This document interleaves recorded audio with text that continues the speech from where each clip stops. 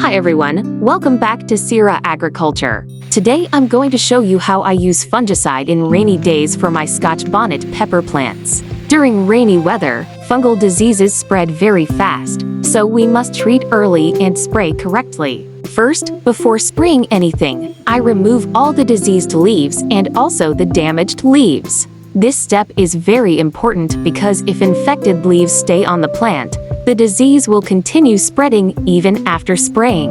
So I clean the plants well first. Next, I'm using Folicur, which is Tebuconazole fungicide, and I also add a spreader or sticker. The spreader helps the fungicide stick better to the leaf surface, especially in rainy season.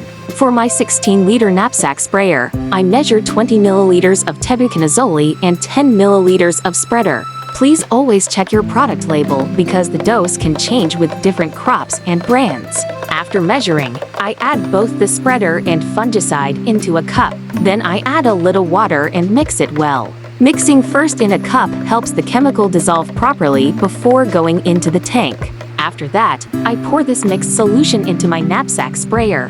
Then I fill clean water up to 16 liters, close the lid, and shake or mix the tank well. Now the solution is ready. I spray my Scotch bonnet plants carefully, covering both the top and underside of leaves, because fungus often hides under the leaf.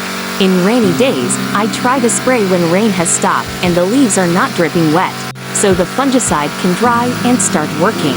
That's the full method I use for fungicide spraying in rainy season. If this video helps you, please like, comment, and subscribe to Sri Agriculture.